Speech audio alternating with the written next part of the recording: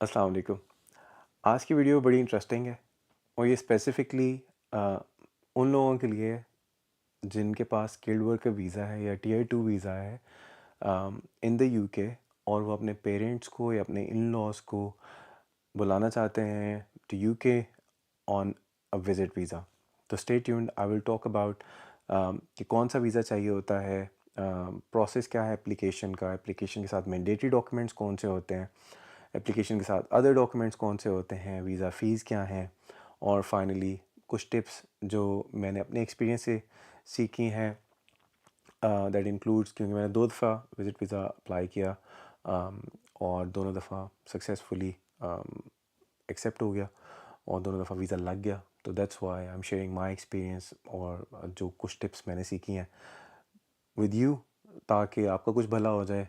शायद मेरी वीडियो से किसी की एप्लीकेशन इम्प्रूव हो जाए जिनकी पहले रिजेक्ट हुई थी या वो परेशान है कि मैंने एप्लीकेशन कैसे अप्लाई करनी है। तो hopefully this video will help you, so watch till the end. Let's see. तो सबसे पहले अगर आपके ज़हन में ये क्वेश्चन है कि क्या मुझे विज़िट वीज़ा चाहिए, तो उसका आंसर ये है कि अगर आपके पास पाकिस्तानी पासपोर्ट है, ग्रीन पासपोर्ट, तो 99.9% कंट्रीज़ में आपको विज़िट वीज़ा चाहिए। तो ये तो क्वेश्चन सीधा-सीधा आंसर हो गया ना कि यस, हम जो है visit visa eligibility requirement check करने की ज़रूरत नहीं है। You need a visitor visa to come to UK अगर आपके पास सिर्फ एक green passport which is Pakistani passport. ठीक है, ये हो गई पहली बात। सेकेंडली, कौन सा visa, that is standard visitor visa.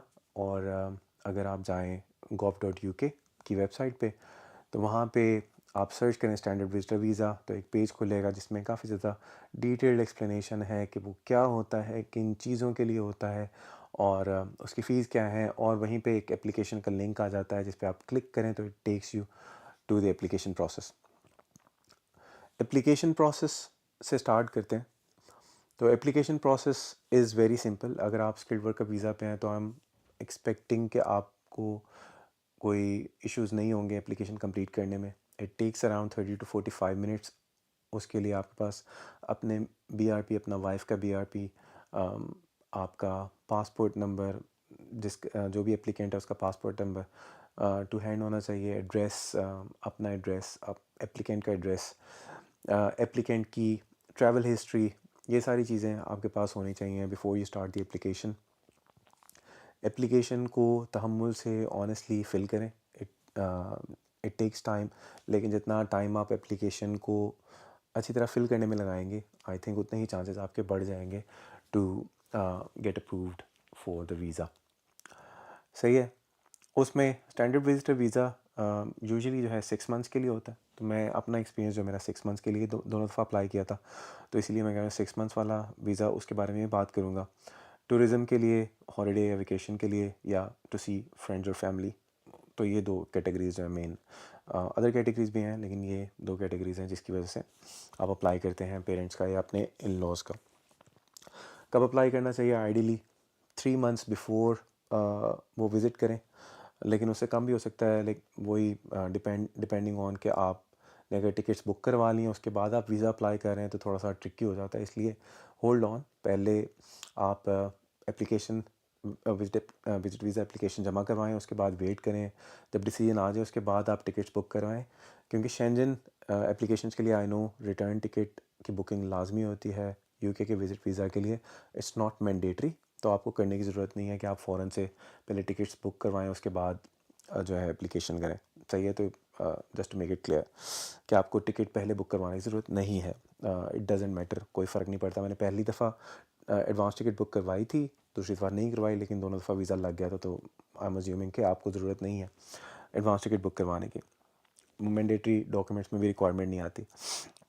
सही है। स्टैंडर्ड वीज़ा कॉस्ट जो है इस वीज़ा की, दैट्स £115। तो अगर आप इसको कन्वर्ट करें तो आजकल की दहाई में तकरीबन 45 to 50,000 रुपीज़ का ये होता है। तो अगेन आई एम अज्यूमिंग कि जो भी बंदा अप्लाई कर रहा है यूके से, they will be paying it, तो it's not a big cost UK के लिए। तो आप अप्लाई करें। So that's the cost. बाकी एक और फ़ीस स्केड्यूल है जो वेबसाइट पे, वो भी मैं यहाँ पे कोने पे लगा दूँगा, तो you can have a look. gov.uk is the website, वहाँ पे आप सर्च करें, ये सारी डिटेल्स आपको वहाँ से मिल जाएंगी, इंस्ट्रक्शंस आपको फॉलो करनी पड़ती हैं। सबसे इम्पोर्टेंट बात जो आ जाती है कि जी मुझे डॉक्यूमेंट्स कौन से चाहिए।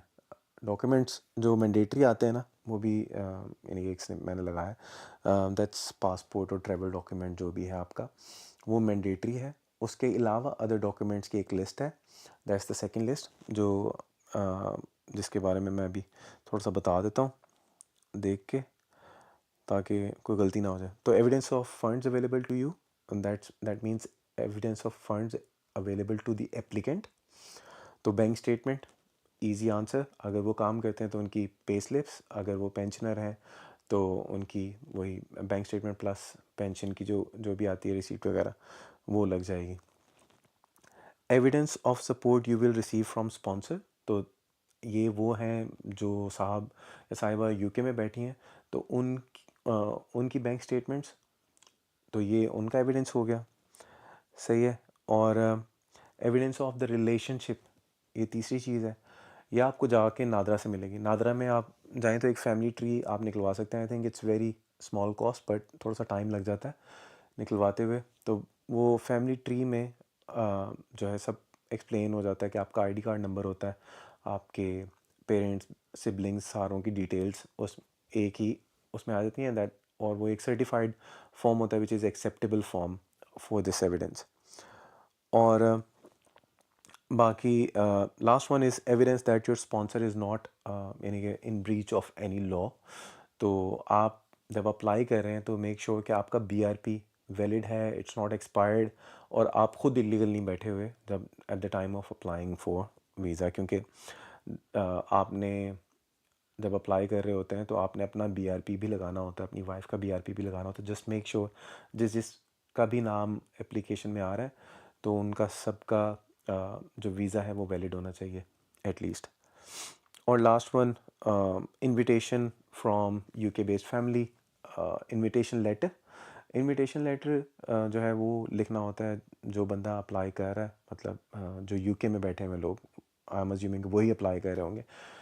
तो जब आपका अपना एक रिटन, नॉट हैंड रिटन, ये टाइप्ड समथिंग, आप खुद से एक लेटर लिखना होता है, उसका कोई टेम्पलेट नहीं है, बस एक सिंपल लेटर लिखना होता है कि भाई मेरा नाम ये है, मेरी वाइफ का नाम ये है, हम यहाँ यहाँ रहते हैं, हम ये करते हैं, हमारी एनुअल इनकम ये है, और हम अपने पेरेंट्स को, अपने इन लॉज को इस रीज़न के लिए बुला रहे हैं। हमारी रीज़न स्पेसिफिकली थी कि we were expecting a child.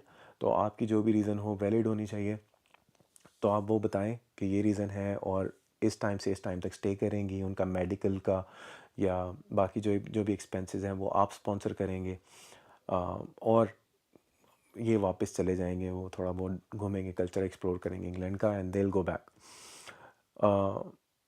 ये है इनविटेशन फ्रॉम स्पॉन्सर। अब इसी के साथ लिंक करता हुआ एक जो लेटर हम लोगों ने ऐड करना शुरू किया था, that was a letter from the applicant, जो आपके पेरेंट्स हैं तो उनकी तरफ से एक लेटर लिख के, वो भी हम खुद ही लिखते हैं, लेकिन जाहिर बात है उधर से उनके नाम नीचे डियर यानी कि योर्स फेथफुली वही बन जाते हैं। तो उसमें ये लिखना होता है कि भाई मैं एप्लीकेंट हूँ, मैं अपने बच्चों का यानी कि बच्चों के पास जा रहा हूँ विज़िट करने, ये रीज़न्स हैं, और आई कंफर्म काइंड ऑफ आपने एक रीज़न देनी होती है कि why you would come back, कि आप ओवरस्टे नहीं करेंगे अपना वीज़ा और इलीगल नहीं हो जाएंगे, एंड कंफर्मेशन कि मैं वापस पाकिस्तान आ जाऊँगी आफ्टर जो भी मेरा पीरियड होगा before expiry of my visa.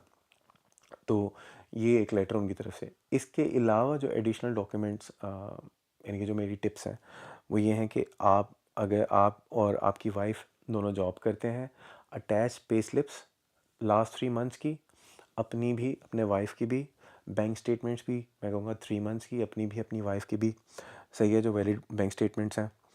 उसके अलावा एक एफिडेविट या आपकी प्रॉपर्टी, अगर प्रॉपर्टी आपके पेरेंट्स के नाम पे है तो वो प्रॉपर्टी के पेपर्स भी आप साथ लगाएं at the time of submitting your application. वो भी एक स्ट्रॉन्ग यानी कि आप वो आउटलुक देते हैं कि जो भी आ रहा है UK, they are not gonna be burden on our system, they have sufficient reasons to go back to their own country, or they have property, they have children, they have business, they have job, whatever, जो भी reason आप valid दे सकें, as much as possible be honest, वो लिखें और उसके बाद उसका एविडेंस अटैच करें। एक और चीज़ जो मैंने इधर उधर दोस्तों से जिनके फैमिली वीज़ाज़ रिजेक्ट हुए थे उनसे पूछा था, तो वन ऑफ द रीज़न्स ये थी कि उन्होंने जब अप्लाई किया, they were living in a 1 bedroom house या 1 बेडरूम अपार्टमेंट, तो आपके पास सफिशिएंट जगह होनी चाहिए। आप अपनी एप्लीकेशन में ये लिखें कि आपके पास 2 बेड अपार्टमेंट है या 3 बेड अपार्टमेंट है या 3 बेड हाउस है, 2 बेड हाउस है। तो ये चीज़ एप्लीकेशन को स्ट्रॉन्ग करती है, क्योंकि जब वो पढ़ते हैं कि भाई 1 बेड अपार्टमेंट है और आप एक और बंदा बुला रहे हो, ऑलरेडी 2-3 लोग रह रहे हैं, यानी कि if you have a child, तो ये थर्ड पर्सन आके कैसे रहेगा। इसलिए वो आपकी एप्लीकेशन को स्ट्रॉन्ग करती है अगर आप ये एक्सप्लेन करें कि यू हैव 2 बेड और 3 बेड हाउस या अपार्टमेंट। तो ये कुछ एडिशनल डॉक्यूमेंट्स हैं जो लिस्टेड नहीं है, ना ही अदर डॉक्यूमेंट्स में, ना मैंडेटरी डॉक्यूमेंट्स में, बट आई वुड से कि ऐड कर लें, क्योंकि मेरी एप्लीकेशन आई थिंक इसकी इन डॉक्यूमेंट एडिशनल डॉक्यूमेंट्स की वजह से दोनों दफ़ा एक्सेप्ट हुई है।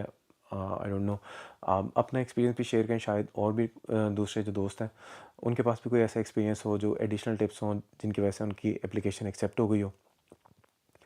तो ये लाइक इन समरी ये वाली सारी चीज़ें थी। I don't have anything more listed, but honestly ये स्पेसिफिकली पेरेंट्स या इन लॉज के लिए। मैं नहीं बात कर रहा आपके सिबलिंग्स की, मैं नहीं बात कर रहा अगर आपने ससुराल में से यानी साला साली किसी को उनको बुलाना है, क्योंकि वो ट्रिकी हो जाता है थोड़ा सा। उसके लिए I don't know, acceptance rate काफ़ी कम है पेरेंट्स के लिए, इट्स ईजियर। तो आई वुड ऑलवेज से कि अगर आप यानी ये वीडियो देख रहे हैं तो जस्ट फोकस कि पेरेंट्स की बात हो रही है और किसी की बात नहीं हो रही, कि अगर आपने और किसी को बुलाना है, दोस्तों को, वो अलहदा से कोई कहानी होती है जो मैंने अभी तक एक्सपीरियंस नहीं की है, एंड आई डोंट नो कि वो प्रोसेस उस प्रोसेस में एक्सेप्टेंस आती है कि नहीं आती। होपफुली ये वीडियो हेल्पफुल होगी किसी के लिए भी, तो it would be a win कि अगर आपकी एप्लीकेशन अप्रूव हो जाती है और इससे आपको वीज़ा प्रोसेस जो है वो इजी लगता है। आपको कोई सॉलिसिटर या लॉयर की ज़रूरत नहीं है वीज़ा एप्लीकेशन फ़िल करने की। आप पढ़े लिखे स्किल्ड वर्कर वीज़ा पे आए हैं तो फिर आई एम अज्यूमिंग कि आप इजीली ये एप्लीकेशन खुद से फ़िल कर सकते हैं, खुद से सबमिट करवा सकते हैं। बायोमेट्रिक की अपॉइंटमेंट जो है आपको एप्लीकेशन फ़िल करने के फ़ौरन बाद मिल जाती है। आई थिंक गंगाराम के सामने वो जेरिस का ऑफिस है, वहाँ पे वो भी अपॉइंटमेंट के आई थिंक कुछ पेड अपॉइंटमेंट्स होती हैं, कुछ फ्री अपॉइंटमेंट्स होती हैं। तो आपको अवेलेबिलिटी चेक करनी है अपना बजट के हवाले से कि आप कौन सी अपॉइंटमेंट लेना चाहते हैं। वो अपॉइंटमेंट जब आपको मिल जाएगी उसके बाद जो भी आपको डेट मिलेगी उस अपॉइंटमेंट की, वहाँ पे जाके अपने बायोमेट्रिक्स देने होते हैं, ये सारे डॉक्यूमेंट्स की हार्ड कॉपी, जैसे कि आप अपलोड भी कर सकते हैं, लेकिन I think mostly they ask you कि हार्ड कॉपीज़, और वहाँ पे जाके आपको स्कैनिंग और प्रिंटिंग करवानी पड़ती है, विच इज़ कॉस्टली। लेकिन पाकिस्तान में आई थिंक कमाई का ज़रिया बना हुआ है। पाकिस्तानी एम्बेसी भी चले जाओ तो वहाँ पे भी हार्ड डॉक्यूमेंट्स मांगने लग जाते हैं, विच इज़ अब जो है इतने सालों बाद लगता है कि पता नहीं कब चेंज होगा, कब सब कुछ ऑनलाइन होगा। ऑनलाइन ही है, लेकिन आई थिंक ये जस्ट कमाई का एक ज़रिया है। तो खैर आप जब जाएं तो ये माइंड बना के जाएं कि आपके वहाँ पे 5 से 10 हज़ार रुपये लग सकते हैं सिर्फ स्कैनिंग्स पे और फ़ोटो कॉपीज़ पे। कोशिश करें जितने डॉक्यूमेंट्स आप प्रिंट करा के लेके जा सकते हैं साथ, वो लेके जाएं। They will scan for you, they will charge you a bit of amount, और I think 2 weeks is the time, 2 to 3 weeks में डिसीजन आ जाता है। मेरी एप्लीकेशन का I think within 2 weeks decision आ गया था दोनों एप्लीकेशंस का, दोनों दफ़ा जब भी अप्लाई किया था। 2 to 3 वीक्स में डिसीजन आ जाता है, 2 वर्किंग डेज़, मतलब 15 वर्किंग डेज़ में आप एक्सपेक्ट करें कि आपको डिसीजन आ जाएगा। उसके बाद आप टिकट बुक कर सकते हैं। वीज़ा जब लगेगा आई थिंक मोस्टली वो उसी दिन से लग जाता है जिस दिन आपने, या 1 वीक बाद ऑफ बायोमेट्रिक्स, एक 2 वीक्स बाद ऑफ बायोमेट्रिक्स। तो 1 महीना तकरीबन आपका ज़ाया हो जाता है इसी प्रोसेस में, क्योंकि वीज़ा डॉक्यूमेंट्स यूके आते हैं, यूके से वापस जाते हैं। तो आई डोंट नो, तकरीबन दोनों दफ़ा ऐसे ही हुआ है कि जिस डेट पे बायोमेट्रिक्स दिए हैं और जिस डेट का कहा है कि हमें वहाँ से वीज़ा चाहिए, उससे तकरीबन कोई महीना पहले ही वीज़ा की डेट लग चुकी होती है। और आप यानी कि उस टाइम पे भी फ्लाई आउट कर सकते हैं जैसे ही आपका वीज़ा लगा, लेकिन उस वो टिकट्स वगैरह एक्सपेंसिव होते हैं तो थोड़ा सा आपको ग्रेस टाइम लेना पड़ता है। तो ये है सारा, आई थिंक ब्रीफ सा कोशिश की है ब्रीफ सा रखने की, लेकिन I think it's a bit longer क्योंकि प्रोसेस डिटेल्ड था। Hopefully, again, as I said, hopefully you enjoyed the video and got something out of it. And अगर आप वीज़ा अप्लाई करते हैं तो best of luck, and thank you for watching the video.